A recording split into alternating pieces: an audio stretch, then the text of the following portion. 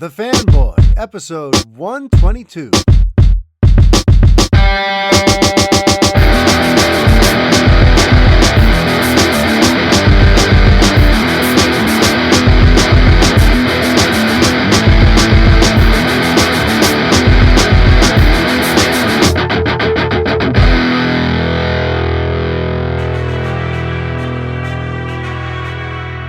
Hi everybody, Mario Francisco Robles, MFR here with you, and this is episode 122 of the Fanboy Podcast. How's everybody doing out there? Funny little thing, this is actually episode 122 version 2.0, because you see, last week I did film, record, and begin to edit this episode. Last week, I could have had it to you on time, and I'm sorry I didn't get you guys an episode last week as I had promised to do coming out of New Year's Eve. But unfortunately, when I was going through it, I just felt like that version of episode 122 was a bit of a bummer. I don't know what it was. It was the combination of the topics that I'd chosen with what my actual real responses were to said topics, combined with, I guess, what was going on sort of in the world at the time. It was about a day after the that insurrection in Washington, D.C. on Wednesday of last week. So I just was in a weird place mentally. And as I'm going through the episode, I'm like, this is kind of a bummer. This is kind of a downer. And honestly, for a podcast that's about being a fanboy and celebrating the things that I love and talking excitedly and passionately about them, the last thing I want you to do is walk away from an episode of The Fanboy feeling kind of gloomy and down and unwell. It is always sort of my goal to give you some information, to give you some perspective, but to ultimately have you walk away with at least some a little bit of optimism or a little bit of something to look forward to on the horizon. And last week's episode didn't really accomplish that at all. It was just it was a downer. So let's go ahead and try this again. I've been away now for a week. I gave myself plenty of time to sort of recharge and come back at this. I'm revisiting some of the topics, but not all of them. And let's do it, shall we? So first things first, I feel like I should catch y'all up on my thoughts on Wonder Woman 1984, since, heading into the break, that was the big thing we were talking about a lot for the several episodes leading up to New Year's. I was talking about my overall anticipation for the film, my hopes for it, what I thought it could be, everything. I was very hyped, so now I feel I owe you my unadulterated response to the movie. So if we were going on a 4-star scale, I would give it a 2.5 out of 4. If we were going on a 10-point scale, I would give it a 6.5 out of 10. To me, Wonder Woman 84 ultimately ended up being a slightly above average experience. And, I have complicated feelings on it, and a part of me doesn't even want to talk about this without seeing it a second time, because sometimes a second viewing kind of helps me put things into better perspective. Sometimes, especially if I walked into a movie with perhaps unrealistically high expectations, I don't always blame the film on that. Sometimes it's like, well, maybe that was, maybe it was the two of us.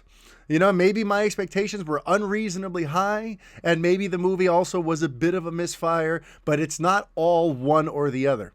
So sometimes a second viewing helps. I remember I did that with Last Jedi. I did that with Man of Steel back in the day, where I saw it 3 times in theaters before I really started talking about what I thought of it. So with WW84, there's absolutely a part of me that feels like I need to give it a second viewing, just to, now with a much more realistic set of expectations and just see how it strikes me then. But in a nutshell, to me, it's funny. Everyone keeps comparing it to old Superman movies, because we know Patty Jenkins has an affection for Richard Donner and Christopher Reeve and what they did back in 1978. And arguably Wonder Woman, the first Wonder Woman borrowed a lot from Richard Donner's 1978 film. But this one, to me, borrowed a little more from Richard Lester than Richard Donner. And more than anything, it reminded me of a very different Superman movie than anyone has compared it to. So hear me out. In a lot of ways, it actually reminded me of Superman Returns. What? Now, I don't mean the actual movie itself, but my issues with it. Because just like Superman Returns, here was a film that had a lot of talent behind and in front of the camera. There was a lot of things going for it that one could be excited about. A lot of great energy went into this. It has a great score. It's a beautiful looking film if you watch it on mute. It has all the greatest intentions in the world. You know, I thought Bryan Singer's Superman Returns, you know, its heart was in the right place.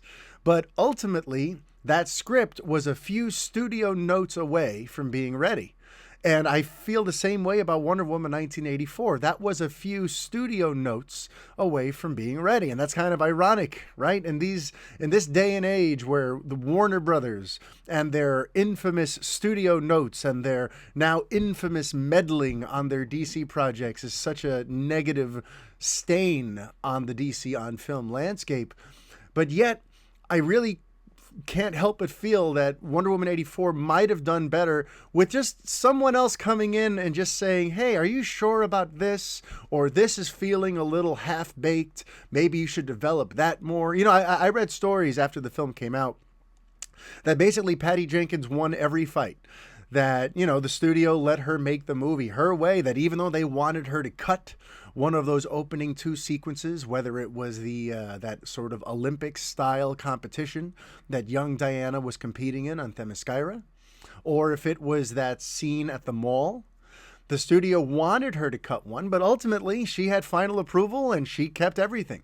In another interview, you know, Jenkins revealed that out of everything they shot and wanted to be in the movie, there was just one scene that they ended up cutting, and it was just somewhat of a trivial scene and kind of no big deal. So this movie that we got was 100% Patty Jenkins' movie. And, you know, sometimes I guess it's like, be careful what you wish for, because we want our creatives to have creative freedom and to be able to satisfy their vision and tell the story they want to tell the way they want to tell it. We want that. And it sounds wonderful on paper. And it is a great practice overall. But this film, to me, there were certain things that I'm just like, how did that get a thumbs up? How did that make it through the editing process? You know, just to kind of go into it ever so slightly, you know, the Steve Trevor thing, where if you haven't seen it yet, this is going to be a mild spoiler, but we know that she brings back Steve Trevor, but instead of just having him come back, you know, like The Wish made him appear again, or maybe The Wish, you know, pulled him out of that plane in 1918 and kept him somehow, I don't know, brought him to 2018 and through a wormhole.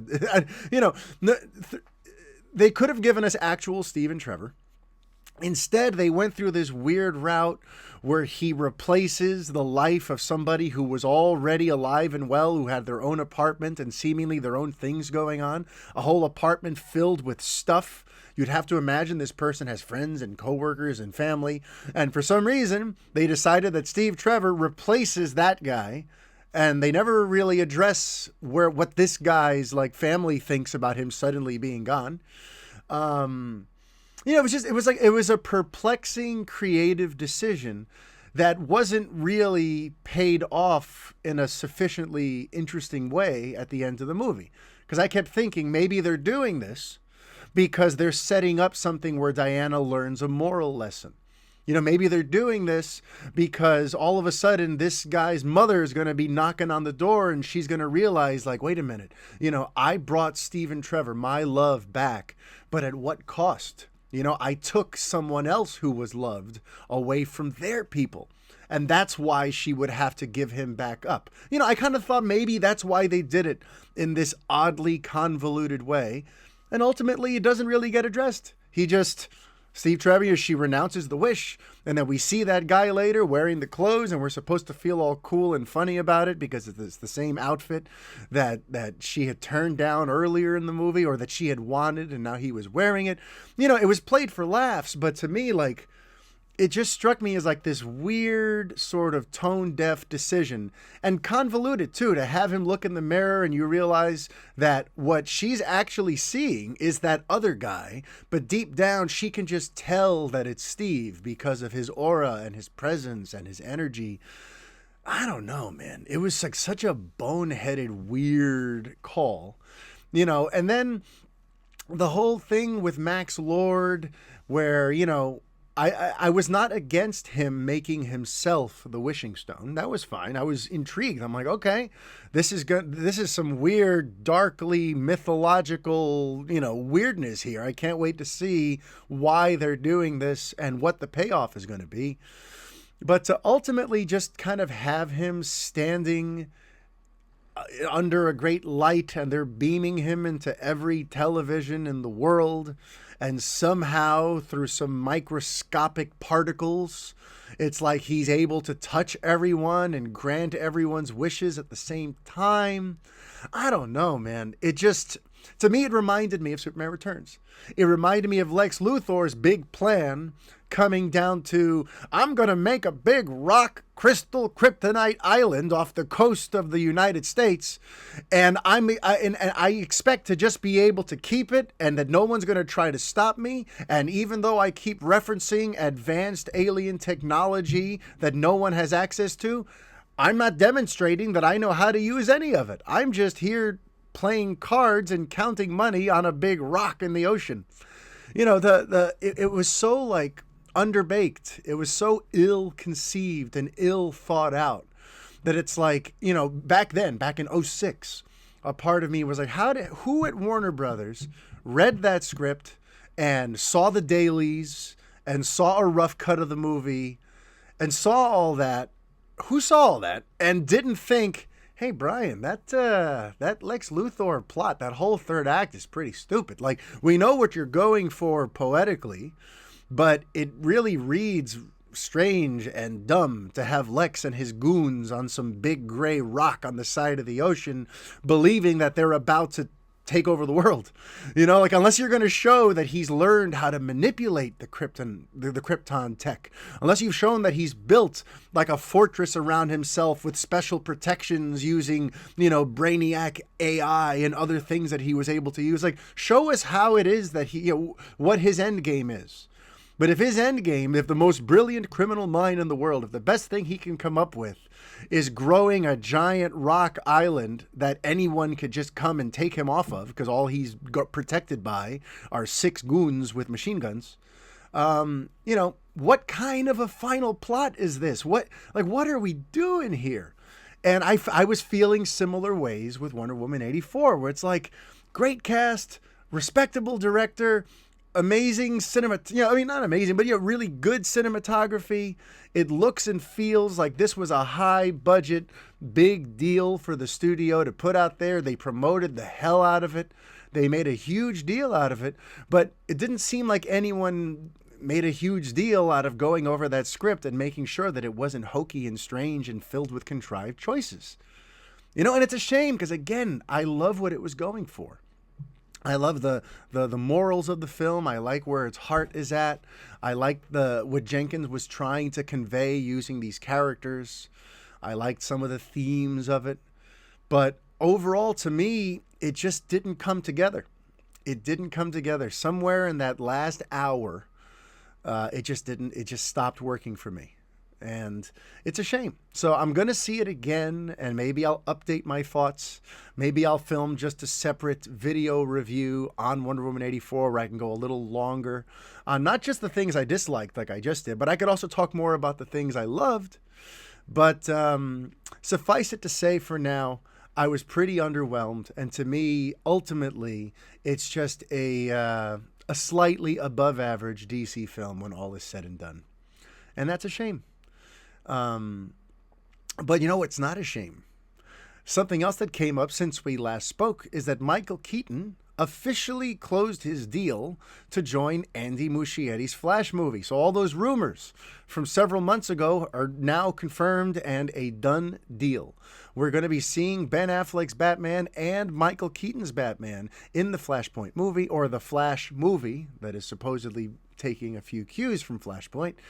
And there's also the possibility of Keaton's Batman popping up in a mentor role in other DC films. And I should clarify, because there was some confusion after a New York Times feature came out where they were talking about Walter Hamada and the future of DC on film.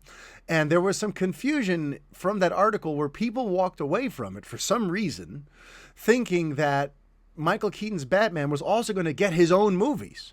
That essentially DC was preparing to launch not one, but two Bat franchises, where you were going to have the Matt Reeves, Robert Pattinson Batman, and you would also have the Michael Keaton Batman having his own movies. And that quickly got debunked. But some people seem to be a little unsure about that still. So just to make it clear, in case you somehow heard through the bad game of telephone that the rumor mill likes to play, if somehow you heard that there were going to be two Batman franchises, just know that's not the case. It's only going to be the one.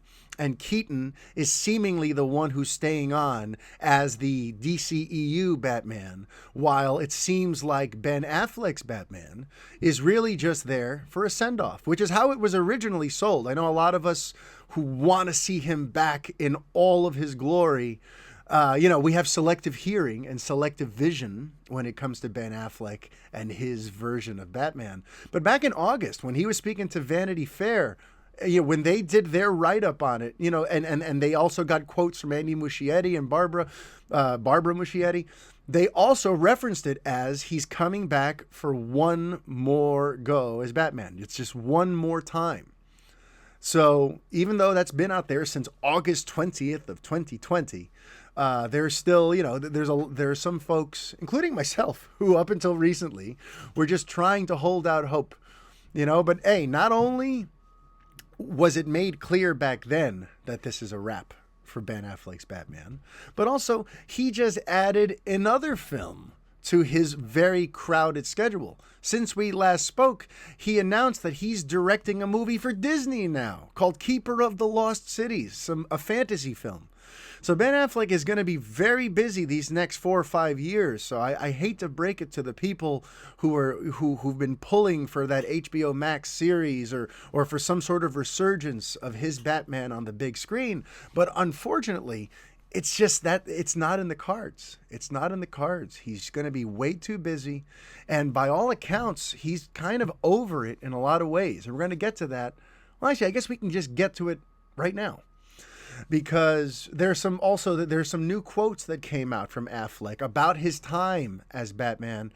And while a lot of people have focused on one set of quotes, I would like to touch on another. Because a lot of people have focused on that he recently once again reiterated that the main thing he got out of being Batman was the joy it brought his kids. And there's a quote that everyone's talking about that, I wore the suit to my son's birthday, and the happiness that brought him, made up for all of the suffering on Justice League, and a lot of people, that was the big headline that people were running with. But I'd like to kind of call some attention to what he said after that. So something else he said in that same interview was, unfortunately, there are a lot of reasons why things go the way they do in the movie business. And just because your face is on the poster doesn't mean that you're dictating all of those things. And even if you were, that they would go well. Now, that's interesting to me. That's interesting to me, especially that whole thing about that they would go well. Because Affleck has spoken before about how he was really intrigued by Zack Snyder's initial vision. There's quotes talking about how, Zack wanted to make a movie that was more like Frank Miller, that was more like The Dark Knight Returns. Specifically, it was going to be a very interesting story, and I was excited by that.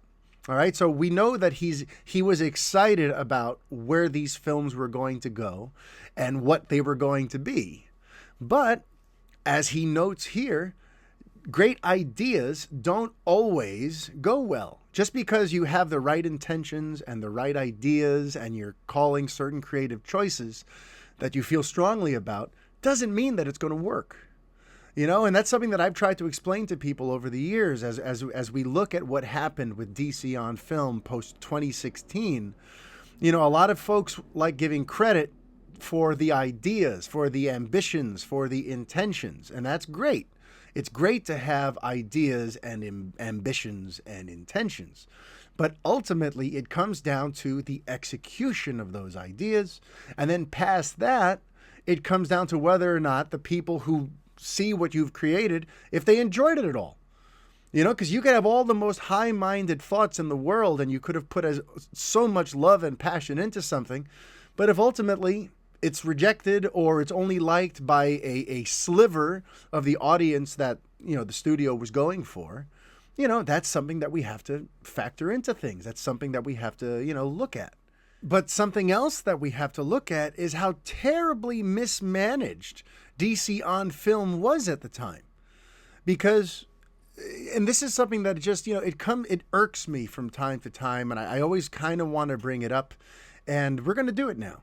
Because it's insane how mismanaged things have been for these last several years. And I would say, like, much more than just the last 5 or 6. Some folks like to think that all of the issues crept up around 2016. But really, if you've been following DC on film, if you've been waiting since 1994 for a new Superman film series to come out, you know that the mismanagement behind the scenes at Warner Brothers has been going on for a very long time.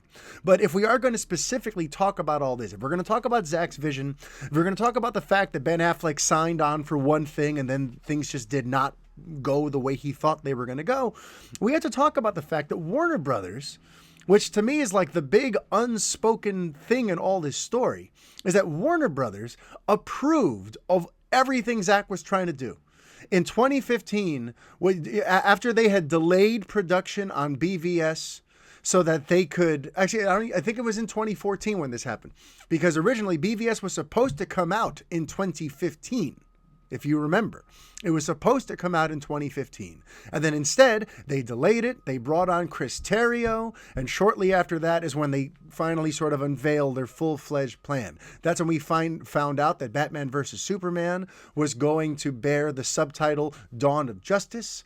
That's where they had announced what the next 5 years worth of DC films were going to be like. That's essentially where the blueprint was set. It was set during the delay on production for Batman vs. Superman. So these things don't happen in a vacuum, though. He had to have pitched them what he was going for, how many years it was going to take to complete it, and what he would need in order to complete it. And they not only said, okay, but they gave him everything. They announced it to the public.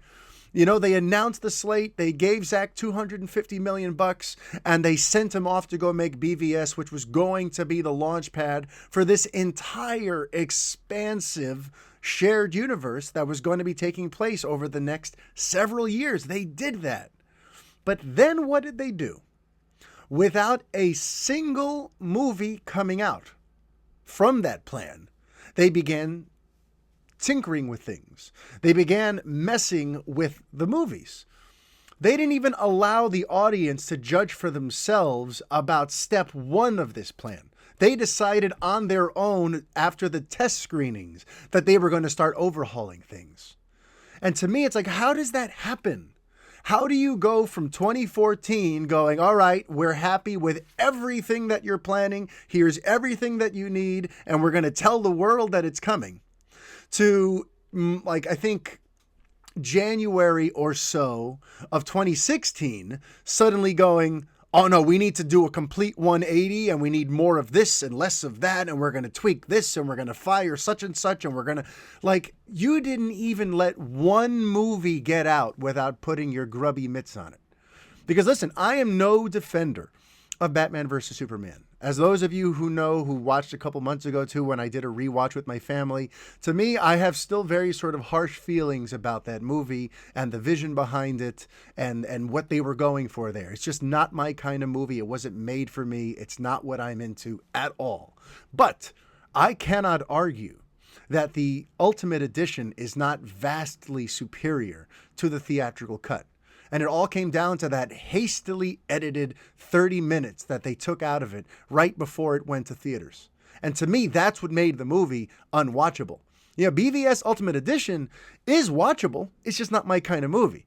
The theatrical cut, to me, is so disjointed and it's missing a certain flow that it's amazing to me that the 3-hour cut actually feels shorter than the 2.5-hour cut. And it's because it's a more complete, more well-rounded story that has a better rhythm to it. So even though it's not my kind of movie, to me, it's clearly the better movie. And what that infuriates me, and again, it infuriates me as someone who didn't like the movie, but it infuriates me that that shorter, crappier version is what the studio chose to release. Like, what are you doing? You've already got this movie, okay?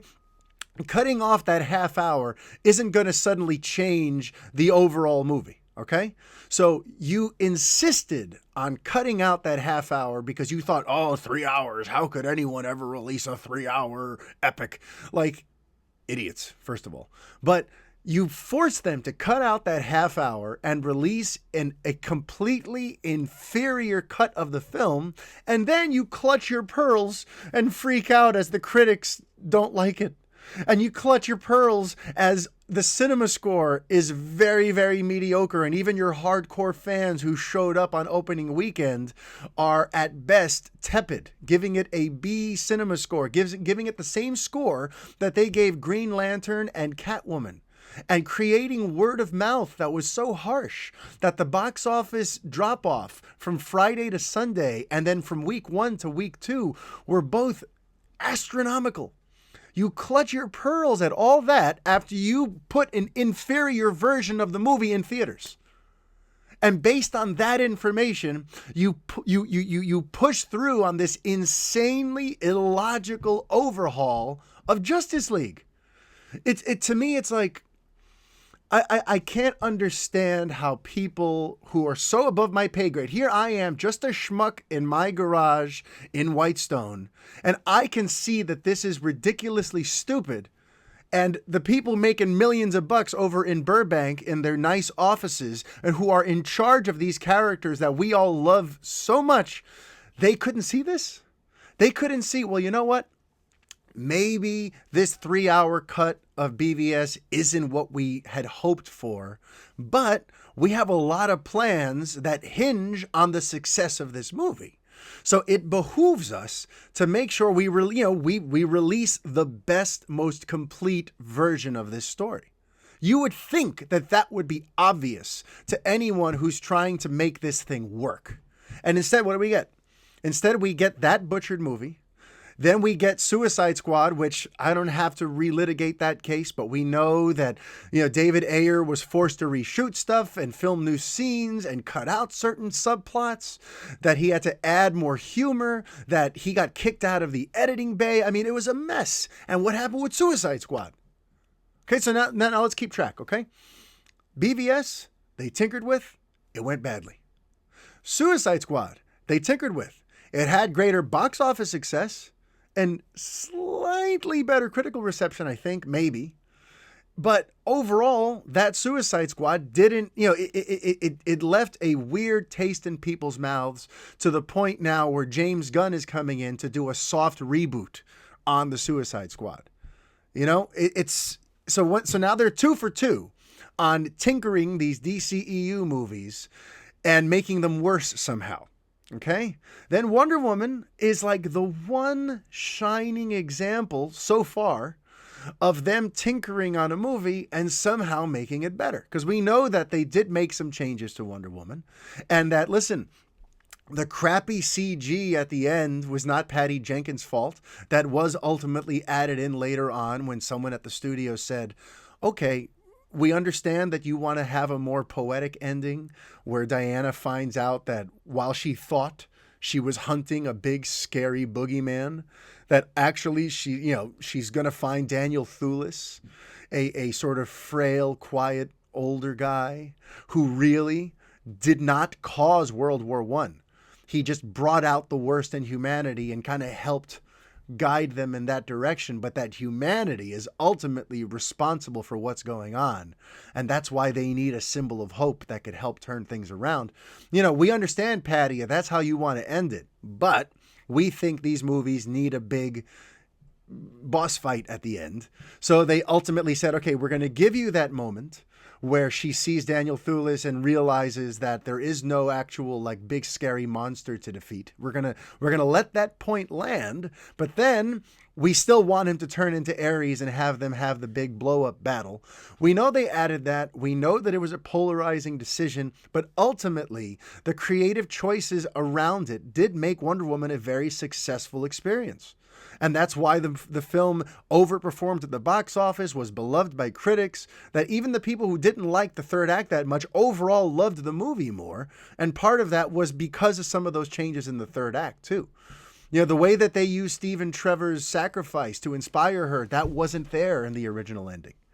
The some of the stuff in the No Man's Land sequence that leads up to it, that wasn't there in the original cut. So Wonder Woman is an interesting example of how the studio meddling, quote unquote, actually did help and improve the movie. But now let's keep moving. The very next one is what? The very next one is Justice League, which again, I don't hate the theatrical cut. In fact, in certain ways, I find it rather enjoyable. It's fine. It doesn't at all feel like it's connected to the previous two films in that trilogy that Snyder had been making. But, at the very least, it's moderately enjoyable. Ultimately, though, it was forgettable. It was bland. And it was sort of uneven. But more than anything, it didn't spark anyone's imagination. The box office was so low, the reviews were so tepid, that this entire insane overhaul of the DCEU amounted to a disaster. And I hate to say that, but when your Justice League movie opens up to $93 million and can barely turn a profit, and after all of the years of hype, and this is the first time you're ever getting Batman, Superman, Wonder Woman, Flash, Aquaman, you're getting all these guys on the same team, on the same screen at the same time, in the same era where the Avengers are making $2 billion a movie. For you to open a $93 million is just a catastrophe. It's a catastrophe. So to me, like when I look at that period of time, I feel like that overhaul was the most ridiculous thing. And that's coming from me, someone who at the outset of the overhaul was like, that's a good call. I'm not liking where Snyder was taking things. I feel like this version of the characters is putting this whole DC on film venture into a corner. It's leading us down a dead-end path. So when I first started hearing that other writers and other people were starting to get involved to try to shift where things were going, my initial thought was, wow, okay, bring it on. Let's see if they're able to change course here and make it stick. But ultimately, they did change course, but they were not able to make it stick. And to me, that is one of the biggest things about this story that no one really talks about. That Snyder's vision never had a chance. It was never given a chance. And to me, that's the craziest thing of all. Because in 2014, they sat down with that man and they approved of everything he asked for. And before he could get step one into theaters, they put their grubby mitts all over it. They edited it. They mangled it. They made it worse. And then acted surprised afterward when people didn't like it. How does that happen? And by doing things the way they did, there's always going to be an asterisk now on the Snyderverse. Because while so many people are debating whether or not they should restore the Snyderverse or if they should just continue to move past the Snyderverse, there's always going to be an asterisk on this conversation because, unfortunately, we're never going to know what the public thought of the Snyderverse. We're never going to fully know what the general public would have said and done if they would have just seen BVS Ultimate Edition instead of the theatrical cut that we got. We'll never know.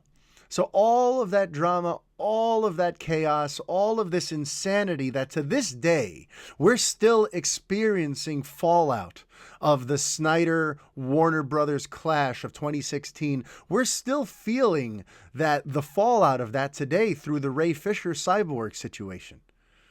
So it's just the fact that we're still dealing with the fallout of this insanity nearly 5 years later. It just goes to show, like, was it worth it? I think not. And especially since what they were going to replace it with, and I've discussed this, what they replace it with might have been interesting. They were going to go and they were shifting away from Darkseid. They were shifting towards a Legion of Doom movie. There was a somewhat of an intriguing plan B on, in the works. But when Justice League basically, fell on its face after its opening weekend, all of those plans disappeared along with Henry Cavill's Superman, which is another thing, by the way, because along with my renewed or newly discovered, I should say, love of Man of Steel nowadays, the fact that prior to Justice League's release, they were intrigued in doing more Superman movies, but then decided after JL flopped that they weren't interested in Henry Cavill's Superman anymore. It's just, it makes First Flight so bittersweet to watch, because that movie came out, this summer. This summer, Man of Steel will be 8 years old. Okay, we're only a few months away from Man of Steel being an 8-year-old movie, and we've never seen something like First Flight since. We haven't seen Superman soar to those heights and be treated in that grandiose mythological form since the summer of 2013. And these last few weeks, ever since me and my son, I fell in love with Man of Steel, and every once in a while we'll just sit on the couch, boot up HBO Max, and watch strictly the First Flight sequence, and I'll just sit there crying for 3 minutes. It's bittersweet because it's so beautiful. It's so beautiful, but this whole DC on-film venture was so poorly managed that we never saw it again, and we likely never will. It's insane. It's insane that we're here. And it's insane that we're still analyzing all this stuff all these years later, because there's still shockwaves. There's still ripple effects from those decisions that were made in 2016 that we're still paying for. What can you say? I just can't believe it. Especially because it's so wildly inconsistent. Things are always so wildly inconsistent. Things feel so hot and cold over at Warner Brothers, and I don't know why that is. Over the years, over the last 25 years that I've been following these stories related to Superman and Batman and all of their DC-related plans since the early 90s at this point, things are just so wildly inconsistent. If you go and watch, What Happened, The Death of Superman Lives, it'll show you some of the chaos behind the scenes that ultimately torpedoed that movie. But also, with Superman Returns, bringing that back up again, with that movie, you had a film that was positively reviewed, had a, decent, I think a slightly better cinema score than Catwoman and Green Lantern. And I think Superman Returns got like a B+ instead of a B. But here's a film that was reviewed relatively well, was relatively well liked, but didn't do great box office. However, you have a filmmaker there who has already shown that he can upsize his sequels, that he can upgrade his sequels.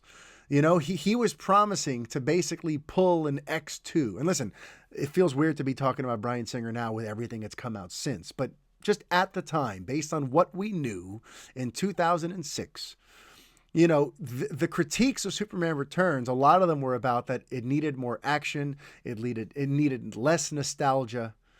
and it just needed a better sense of like action and adventure. That was the main thing. And he had promised to do an action adventure sequel to Superman Returns.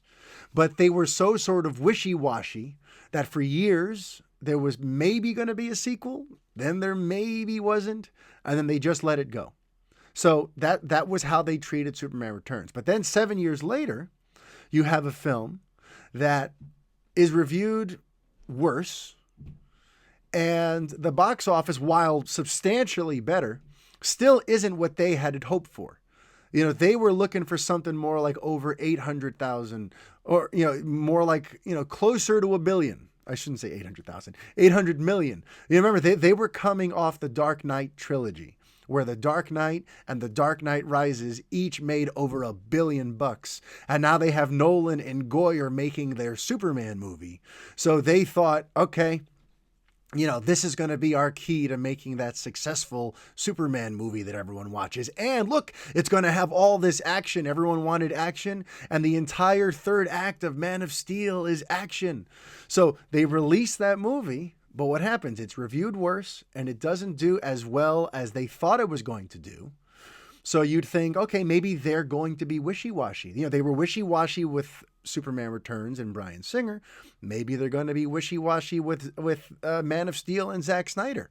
But instead, they doubled down by re-signing him for the sequel, and then they tripled down by basically allowing him to be the architect for all of DC on film. So here you have Man of Steel, a film that was polarizing, you know, like I said, reviewed in the mid-50s on Rotten Tomatoes, so it was like a 50-50 thing. Half the people liked it, half the people didn't. People are still arguing about Man of Steel online to this day. So anyone who's doing online research and going to message boards and looking on Twitter and looking on Reddit and looking at all this stuff, you know, Man of Steel was a bit of a divisive pill to swallow. You know, a lot of people love it, but there's also lots of people who think it was a total turd. And what did Warner Brothers do, though? Were they wishy-washy? No, they doubled down by re-signing Snyder. They tripled down by going, okay, that vision that was already sort of polarizing and didn't lead to the results we were hoping for, we're going to give that person the ability to now shape the entire DC on film landscape. What could go wrong? And then they see BVS and they go, oh, this was a bad idea. Let's trim his movie. It's like, where was this concern before you re-upped his contract and gave him even more creative power than he had on Man of Steel? And then what do? And then they take it away and they do all the things I already said 15 minutes ago. This back and forth, inconsistent, we don't know our mouth from our asshole philosophy at Warner Brothers is just, you know, I don't know. I don't know how to defend it. I don't know how to pretend to be excited about it. I don't know what to do. I don't know what to do when it comes to looking back on the past, because the past is incredibly frustrating. So, you know, in terms of the future, you know, there was recent controversy because a lot of people have been wondering what I've been wondering. That when Zack Snyder's Justice League comes out, is it really one and done, or is there going to be the potential for further stories? And again, I don't ask this because I'm eager for further stories. I'm not into the types of movies Snyder's make. I'm into the kind of movie Snyder makes. There you go. And so I don't ask that question because I'm eager for him to do it. I'm asking because I know his storytelling style, and I know that when it came to these DC films, he was sort of notorious. You know, with BVS, I mean, I guess I shouldn't. You can't build notoriety on one movie, so I misspoke there. He's not notorious, but with BVS and with a lot of the aborted plans that we heard for Justice League, Snyder developed a reputation with these DC movies for planting lots of seeds for things to come. He likes to foreshadow. He likes to drop hints. You know, he likes to load these stories with like little Easter eggs and things you could look forward to later on. So when they first announced that the Snyder Cut was coming, I began asking the question, well, what's going to happen to all the teases? What's going to happen to the stuff that he was trying to set up that he ultimately is not going to get to pay off? What's going to happen to that stuff? And we've had a little more clarity on that in the last few weeks. Because in that New York Times feature that I referenced earlier, they said an unnamed executive at Warner Brothers is said to have referred to Snyder's film as a cul-de-sac, a road that goes nowhere, that this is really just one and done. We're going to get Justice League as a special sort of gift to all the people who wanted to see the alternate version of the story, but that there is no intention to follow up. And that announcement in of itself, or not an announcement, but that quote in the New York Times piece in and of itself caused an uproar, where everyone suddenly was Googling what cul-de-sac was, and everyone had to discuss their thoughts on it. And for me, when I chimed in on it over on the Twitter, I was quick to note that, like, to me, even if that is the case, why would you let that get out into the public domain? Because you're risking, bringing down the excitement for the project. You're risking, you're telling all these people who were ardently fighting for this movie, yes, you're going to get it, but don't get too excited, because there's going to be lots of teases, but none of it's going anywhere. Like, even if that's the plan, why tell them that now? Especially if you can be proven wrong later. Because what's going to happen, folks, if Zack Snyder's Justice League does ridiculously well, if the HBO Max subscription numbers really, they get flooded with new subs when that movie comes out, if the critics who see it are pleasantly surprised, if the general public that views it, who actually finally gets to see a completely unadulterated version of Snyder's vision for the first time, mind you, this will be the first time anyone sees Zack's unadulterated vision for these characters. Remember, because Man of Steel, he was a hired gun. That was the Nolan vision. That was the Goyer vision. And Snyder was allowed to have input there. But BVS was his first one where that was completely his baby, and they neutered that one. And we haven't seen another one since. So in March, when ZSJL comes out, this will be the first time the general public actually gets to see and opine on what Zack would do with these characters. So now let's say they like it, and the subs go up, and the reviews are more favorable and more buzzworthy than initially projected. Let's say those things happen. This is a hypothetical, but listen, anything's possible. These are just movies we're talking about, right? You can't predict with 100% certainty what's going to bomb and what's going to fail. So if this Justice League comes out and does ridiculously well, you mean to tell me that Jason Kilar and his people at HBO Max, you mean to tell me Jim Lee, you mean to tell me that people who stand to make a lot of money off this are going to go, well, listen, we know it's a big hit, but we're not going to do anything else with it? No, not at all. And why would they? It makes no business sense. This is Hollywood. This is show business, where anything that's remotely good gets a sequel, a prequel, and a spin-off series. This is the era we live in now. So why would you even attempt to neuter where this could go? Even if that's your plan, keep that to yourself. So that cul-de-sac conversation that came up since we last spoke is something I had to touch on because it's just ridiculous.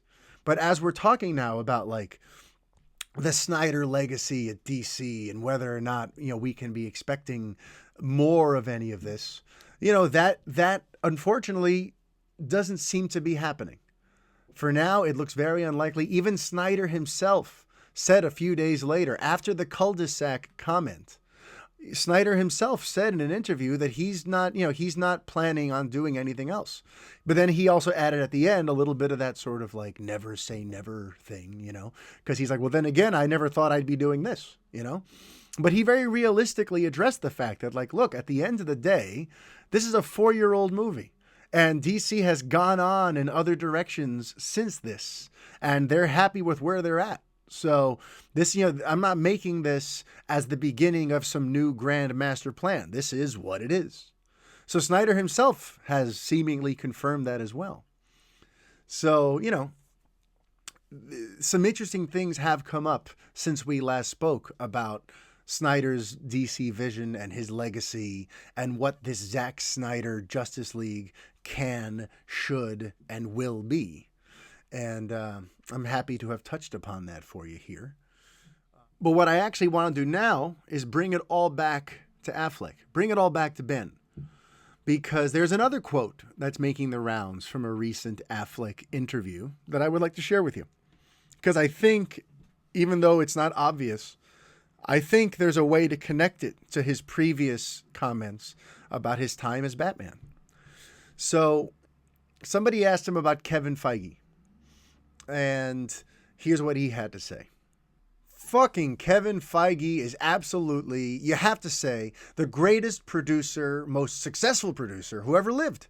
He's the only guy in the world who, if he told me, I know what the audience wants, this is what we're doing, I would believe him 100%. That fucker knows his audience like no producer ever. He's a genius. Kevin is like a ringmaster at the circus. He knows exactly how much to wink at the audience, exactly when to pull at the heartstrings, exactly when to do the effects, how many jokes, what the sensibility, what the tone is, because people didn't know to run away from the pajamas or embrace it or make it serious. So that to me is very interesting.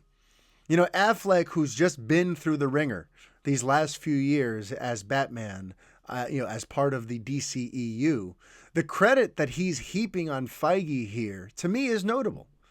You know, and it's not notable in like a crappy, like DC versus Marvel, fanboy, flame war, immature bullshit kind of way. It's notable because he just lived it.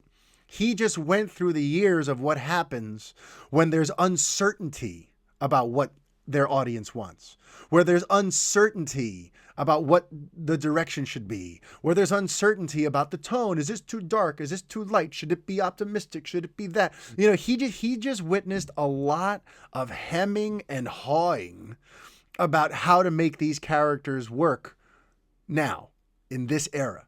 He's just lived through that, and he saw it go badly. He saw a studio question itself so hard that they ended up neutering their own movies and crapping their own franchise down the tubes just for it to slowly start to creep back up in the last few years. He just lived that. So for him to talk about, specifically Feige's ability to know what the audience wants, to pick chart a course for these movies, and to know how much of each element to include in each of these movies. And then for these movies to not just be a good idea, but for all of them to come out, get good reviews, get good fan response, get good box office receipts, sell lots of merch, basically do everything that the studio wants it to do.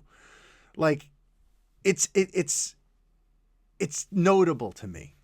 It's notable to me that Affleck can offer that level of credit, because to me, he does it from a place of great experience and great perspective, considering where he just came from. And he's not the only great artist who has recently dropped a lot of great praise on Feige. You know, Jon Favreau, our boy who me and Brett were raving about on a very fanboy Christmas, which I hope you guys checked out. Jon Favreau, who everyone is in love with now, who's running a victory lap because of that successful season 2 finale for The Mandalorian. Jon Favreau recently went on the record talking about Kevin Feige. Here's what he said. But we always knew, and this is something I learned from over at Marvel and working with Kevin Feige, is you always want to keep the core fans in mind, because they have been the ones that have been keeping the torch lit for many, many years. But these are also stories for young people and for new audiences. These are myths. And so you always want to have an outstretched hand to people who might not have that background. And so you're really telling two stories at once. You're telling the story for the people who are fresh eyes, and you're telling the story for the people who've been there with the property and with the stories and the characters for so many years, and make sure that you're honoring them as well. And I just find that interesting because it paints a picture that the best way to approach these stories isn't so much about deconstructing the characters so much as celebrating them, so much as honoring the reason that they've been around for however many decades they've been around, honoring those fans who've been with them through thick and thin and who feel a sense of ownership of them, while at the same time trying to appeal to a newer, younger audience who's going to fall in love with these characters for the first time ever. And Feige seems to approach this like, well, we have to try to keep the core principles of these characters in place and present them in a way that is classic and recognizable while also contemporary at the same time. I mean, it's a fine line to walk. But right now, with what's going on between the success over at Marvel and the unsteady back and forth of what's happening at DC, it just makes you wonder if maybe DC on film should have gone this other way from the start. Instead of going with the deconstructive start that they were going for, maybe this would have been the way to go. But then again, how would we know? We never got to see if the audience would actually embrace the deconstruction of these characters, because the audience never got to see the BVS Ultimate Edition. And to this day, when people argue about BVS, I always kind of want to point out that, you realize, hey, if you're busy defending this movie to someone or attacking this movie to someone, you might want to make sure you're talking about the same version of the movie. Because a lot of us hardcores, when we talk BVS, we're not talking about the theatrical cut. We're talking about the vastly superior Ultimate Edition. And meanwhile, we're going to get into arguments with people who hated BVS, but they're referring to the mangled theatrical cut.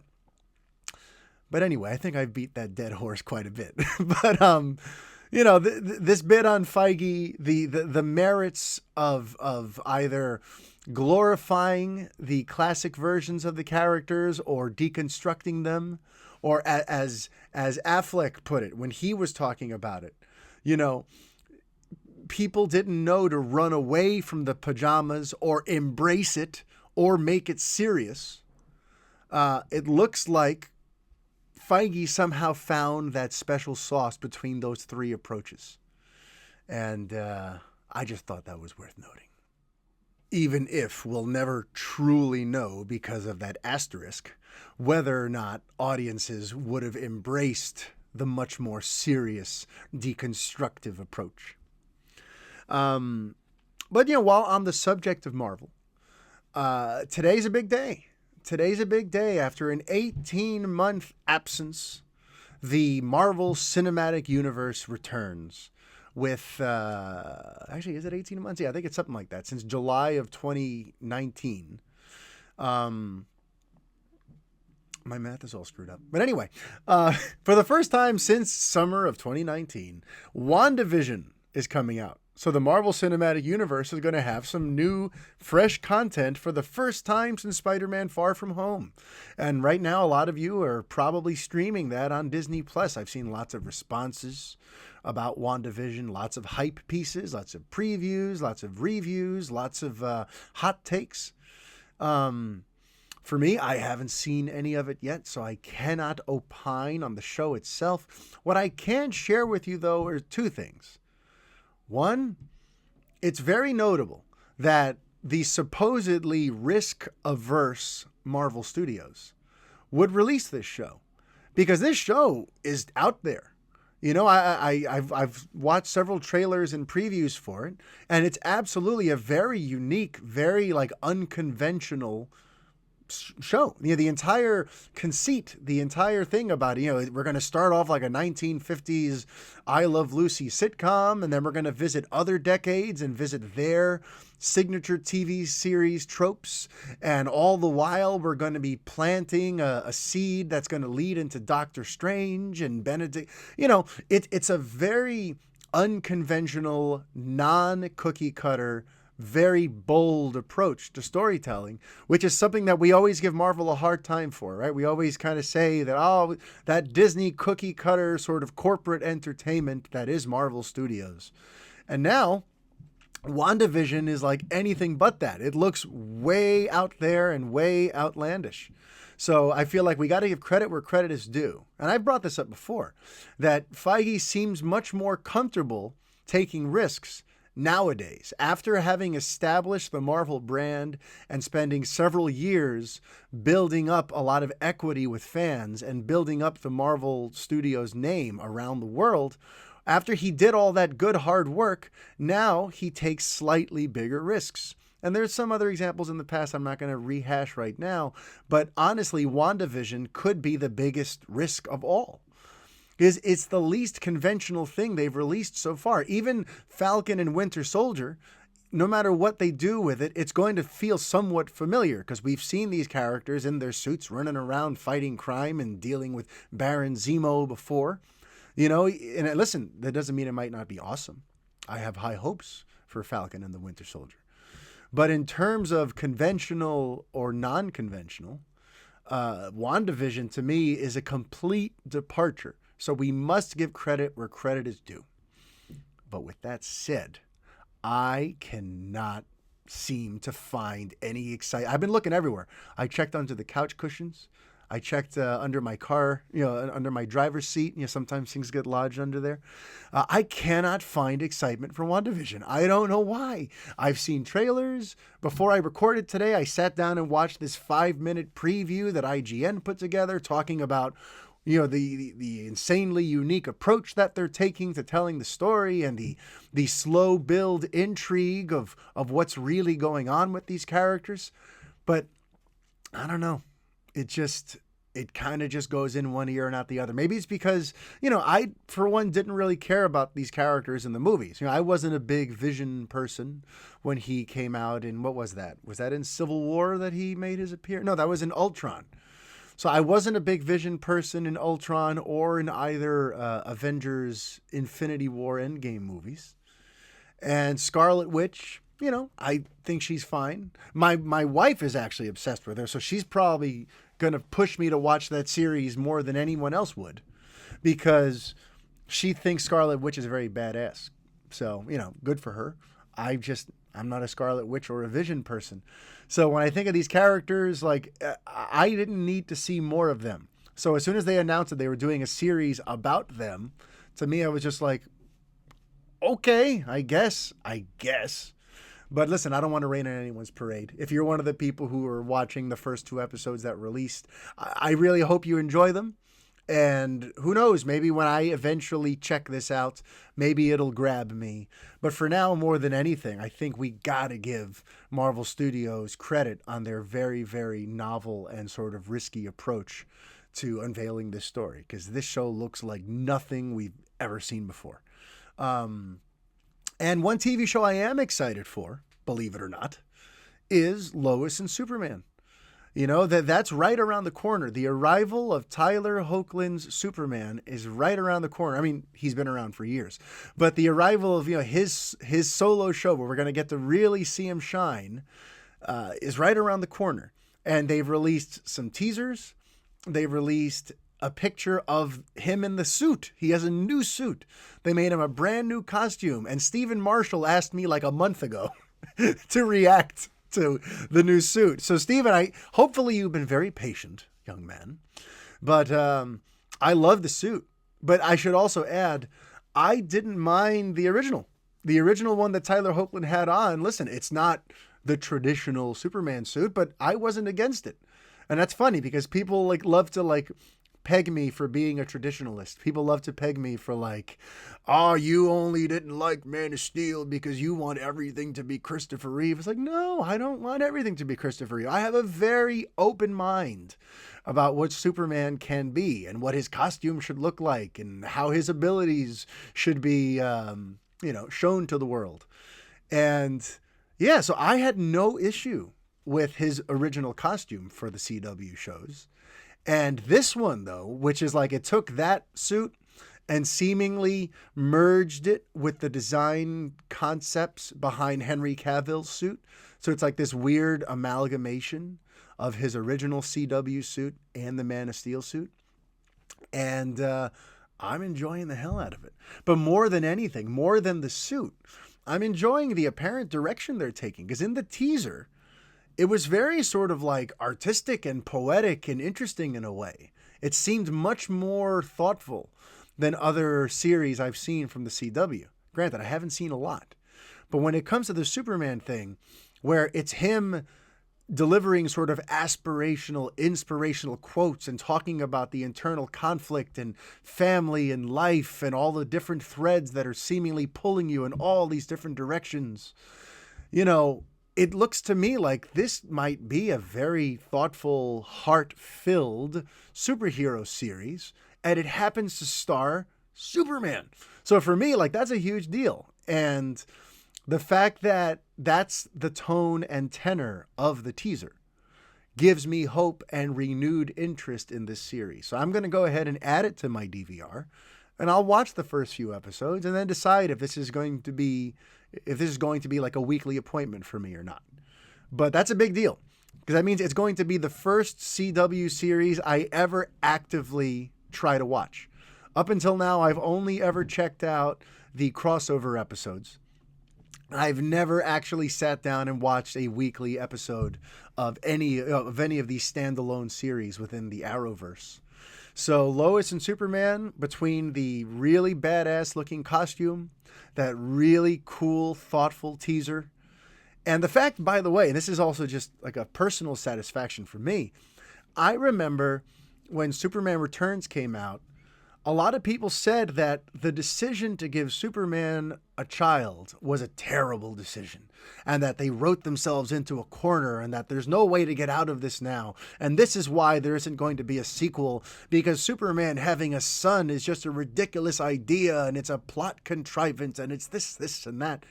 I remember those conversations. I was at bluetights.net on the message boards arguing with people like Calmart and other people about whether or not the idea of giving Superman a son is smart or stupid. And the fact that now here we are all these years later, and not only does the idea of Superman having a son, not only has that become a very common thing in the comics. By the way, have you read Superman Last Son? That's awesome. By the way, that beeping you might hear in the distance is construction, and it's a miracle that we made it this far into the podcast without you hearing it, because the front of my house looks like a war zone right now. The entire block. They've been doing construction for the last weeks, and like we're not allowed to park on the curb because there's all these trucks, they're ripping everything up. I don't know what they're doing out there. But I was honestly worried that today's show might not happen because of the amount of construction activity outside, and how I don't have a soundproof studio. I'm just here in my garage with my fingers crossed, hoping for the best while my kids are upstairs doing virtual learning. And thankfully, mommy's home to help them. So I could be down here with you guys talking all this geeky stuff. By the way, my wife got the vaccine yesterday. That's why she took today off from work. She just wanted to be able to relax today, knowing that, in case there were any side effects or anything. So mommy's upstairs relaxing. The vaccine went perfectly for her. She has a little soreness in her arm, but she's fine. And I get to be down here doing episode 122. And somehow this is the first time that construction outside has factored into what I'm sharing with you. But anyway, back to what I was actually talking about. Superman Last Son was pretty neat. It's what got Richard Donner out of Superman retirement. He came back and co-wrote Superman Last Son. And, I just know, even as someone who doesn't read all of the current books that are out there, I've heard about Connor Kent. I've heard about how the son of Clark and Lois has become a recurring sort of issue in some of the bigger storylines of the last 10 years. So now, not only is it not controversial for him to have a son anymore, but now there's going to be a series based around his family life. To me, it's just like, wow, if I could go back to 2006 and let all the people know that, hey, you might want to let go of this idea that Superman can't have a family, because that's about to be a big part of where the character is going, Not to mention, too, like, I'm excited to see the show now because as a father also, I think it's going to be interesting to see the impact that would have on Superman, that would have on Kal-El. I feel like just being a father, and if they really, if the writing is any good, it's going to add a lot more layers and depth to a character that a lot of people love to write off as being one-dimensional. Well, seeing someone with godlike powers suddenly have to raise a child in today's climate while they come to terms with their own abilities and their own place in the world, that is anything but one-dimensional and a very intriguing place to take Kal-El's further adventures. So, listen, Lois and Superman is on my radar. I think it should be on yours too. But speaking of things I think should be on your radar, just wanted to run something by you before I wrap things up. When I was putting together the best of episode about a month and a half ago, I listened back to some old episodes, and I realized how much this show has changed since it first premiered back in the day. And one feature that I would like to bring back and that I'm thinking of doing, but I want to know what you guys think, is I used to offer a movie recommendation at the end of each episode. And I'm thinking of bringing that back, but with a twist. So hear me out. Something I've discussed in the past is that I, for whatever reason, have a real hard time rewatching things. I have this mental block where my mind is like, no, you must only have new, fresh experiences. You've already spent 2 hours in that world. It's time to move on. And what that has meant is there are a great deal many movies that I love, that I can talk about to this day, that I've only ever seen once. And that I saw perhaps when I was 9 or 10 in certain cases. And what I kind of want to start doing now is re-exploring all of my favorites and seeing how they strike me today, how they strike me at age 37, and how they strike me on a second viewing in general. Was I watching a particular movie with rose-tinted glasses, and now when I go back and watch it, I see it as a hunk of crap? Will that happen? Maybe. Is there a movie that I absolutely that I might have written off or that I thought was pretty good and memorable, but now when I go watch it, it's an instant classic? That might happen. But the point is, I'm compiling a list of all the movies that mean the most to me and that I feel sort of define what my movie fandom is. And not only am I going to recommend them for you, but I'm going to recommend them for me too. I'm going to watch them as well. And we'll be able to talk about them. I don't know, I'm still kind of ironing out the exact format, but, let me know what you would think about bringing back the movie recommendations. And in particular, I'm excited to do it because I'm going to be watching them along with you and really figuring out if this is a movie that is worth the praise and the love that I've had for it all these years, or is it something that I just really liked because I was a child at the time? And some of these are heavy movies. We're talking The Godfather. We're talking certain classics. There's certain classic Hollywood all-time greats that I happened to watch when I was in certain cases, maybe even 12 or 13. And what does a 12 or 13-year-old know about anything? So I'm excited to go back and re-explore some classics. And I'm thinking of bringing you guys along with me for that. So let me know what you think. Let me know what you think.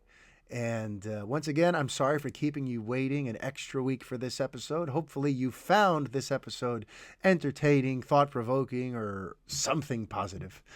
And until next week, life is chaos. Be kind. Adios.